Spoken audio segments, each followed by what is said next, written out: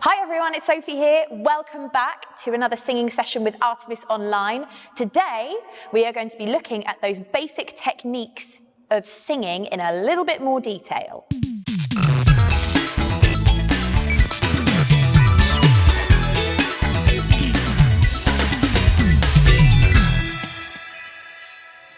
Hello everyone.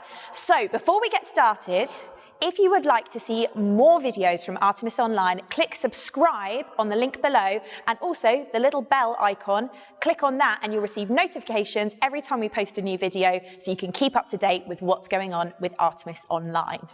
This week, as I said before, we're going to be looking at those basic foundations of technique in singing to make sure that you're really comfortable with getting the right feeling and the right technique. Over the last few weeks, we've been looking at those techniques in a little bit of detail, but a couple of you commented just asking for a little bit more clarification and to consolidate your learning. So this is why we've got this session here today. Right, so the first thing that we need to remember when we're about to sing is our posture. Now you wouldn't think it, but posture is so important when you're going to sing, because if you've got a bad posture, you're not going to get the best sound out possible. So first thing to remember is our stance and how we're standing. So you need to make sure your feet are about shoulder width apart. So my feet are just under my hips here, nice and level. And I'm not rocking back on my heels, okay? I'm making sure my weight is forward. My knees are nice and relaxed. My shoulders, again, really nice and relaxed. And I've got a really straight spine. I'm not stiff, but I'm making sure I'm really nice and straight. Almost as if I've got a piece of string coming out of the top of my head and pulling me upright, okay? So, for us to get a better understanding of this, I have my lovely assistant Jo here, who's going to show us some examples of different kind of postures. So Jo, come on in. Right, so here we have, Jo is going to give us some examples of good and bad posture. So first of all, Jo, could you get into bad posture for me? Okay, so as you can see, I don't know whether you can see this, but Jo is actually rocking back onto the heel of his feet. So that's pushing his heels into the floor, which creates tension automatically through his body. His knees are also locked as well, adding to that tension. Now, when we're singing, we need to be really nice and relaxed. So all of that tension in the lower body is just going to hinder us, and it's going to stop us from reaching our full potential, okay? Now, if we look a bit further up at his shoulders, they're a little bit hunched over, and they're quite tense. Now, this obviously needs to be nice and relaxed. So what he'd need to do is roll his shoulders back and just keep them really nice and lowered to get that really open chest there that we need to be relaxed when we're singing. And last but not least, as you can see a little bit, he's just moved his chin slightly forward. Now, if you all have a go at this, slightly move your chin forward for me, you should be able to feel just the tiniest bit of tension in your neck. Now, it may only feel like a little bit of tension for you, but for your vocal cords, that's causing a lot of restriction, okay? So that means that your vocal cords are almost like balled up, they're almost like they're balled up into fists. So it means that if you try and get a sound out, they're going to be resisting against it, and it's going to make it really difficult for you to get a really good sound, okay? Thank you very much, Jo. Can you give me an example of good posture for me? Lovely. Now, Jo, can you just do what you did again, just rising up onto the balls of your feet? Lovely. So if we look there, Jo just rose up onto the balls of his feet. Can you just do it one more time for me? Fabulous. And it just means that he's putting the weight forward, okay, in his stance. And it automatically means that your knees unlock and your knees relax a little bit. So if you're ever worried about having a bit of tension in your legs, rise up onto the balls of your feet and just sort of bounce there for a little bit to try and get that balance. And then slowly lower your heels back down.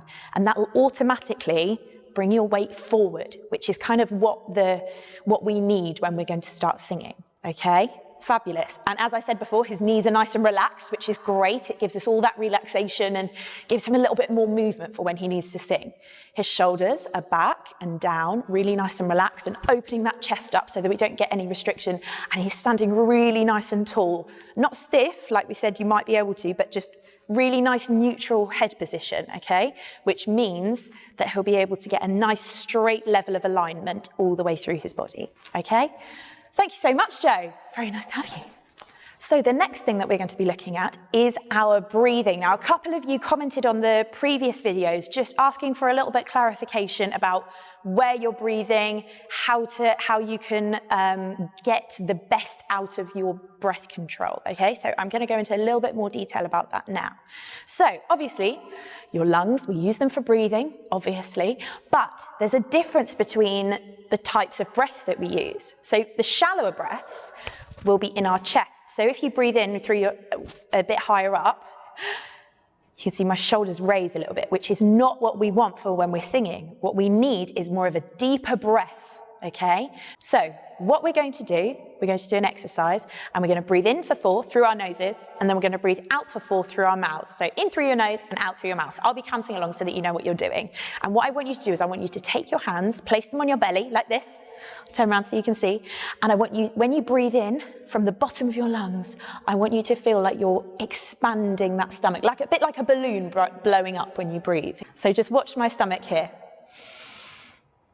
Now, as you can see, there's a slight movement here where my stomach has expanded a bit like a balloon blowing up, okay? And that is because I'm breathing from the very bottom of my lungs, okay? So there shouldn't be any movement in the upper part of your body, okay? So we'll do it one more time. Breathe in and out through your mouth. Breathe in and out through your mouth. Good, lovely. If you're having trouble with that part, with feeling that movement here, you can also take your hands and put them in the small of your back, at the back. Okay, so when you breathe in, you should feel that expansion there as well. So breathing in and out. Breathe in and out. Okay, so what I want you to do, you could do it once a day, okay? It only takes about 2 to 3 minutes. Have a go when you're waiting for your breakfast, when you're watching TV, when you're going for a walk. Just practice breathing in through your nose, nice and deep, and then out through your mouth, and see if you can feel that expansion round here, okay? Because that's really important for helping us breathe nice and deeply, okay? The next thing I'm going to talk about is placement, okay? And when I talk about placement, I mean where you place the sound in your voice. So let's call this our vocal chamber, okay? So if you're singing a low note, you're tending to want to place it a bit lower, so around about here. So for example, in one of the warm-ups that we did in a previous video where we did the yawn, so we went, oh, if you're doing those lower notes, having a really open jaw at the back is really helpful for getting a really rich, round sound, okay? So that is the kind of feeling that we want to go for when we're going for a low note. So everyone just go with me. We're just going to do those yawns, but we're going to do it in the lower part of our voice. So we're just going to go, oh. Do that with me. Oh. Lovely. So hopefully you should feel that relaxation and that openness at the back, okay? The next thing we're going to look at is in the higher range, okay?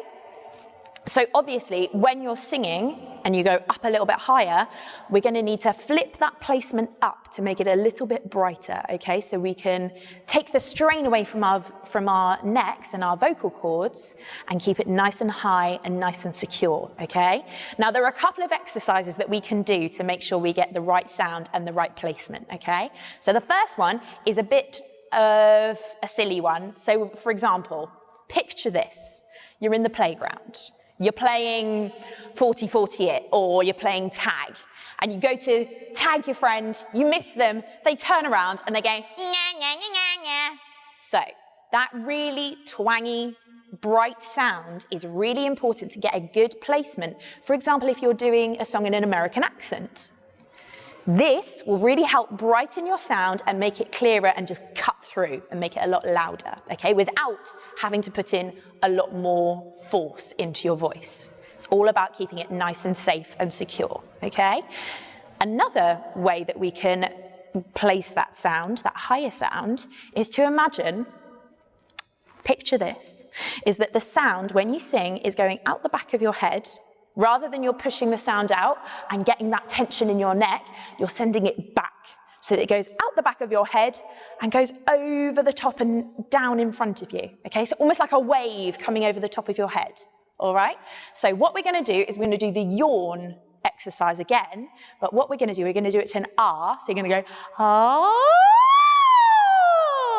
okay? Only as high as you can naturally go. I don't want you to force any sound, but we're going to use our hands, use our fingers, and we're going to do that sort of circular motion to go over our heads as we get to the highest point in our voice, okay?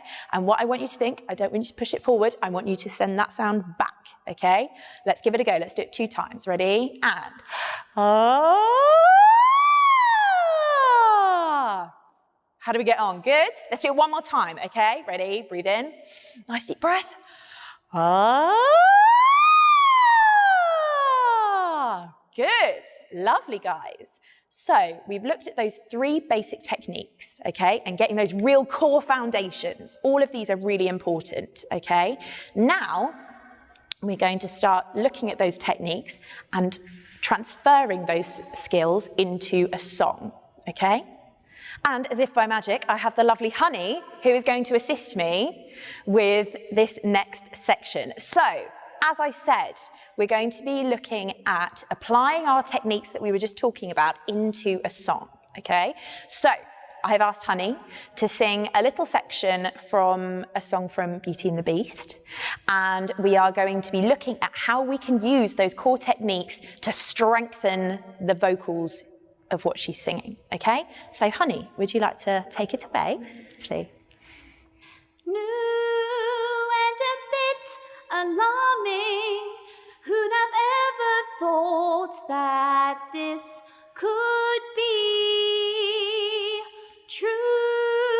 That he's no Prince Charming, but there's something in him that I simply didn't see. Lovely, thank you so much. Okay, very good vocal.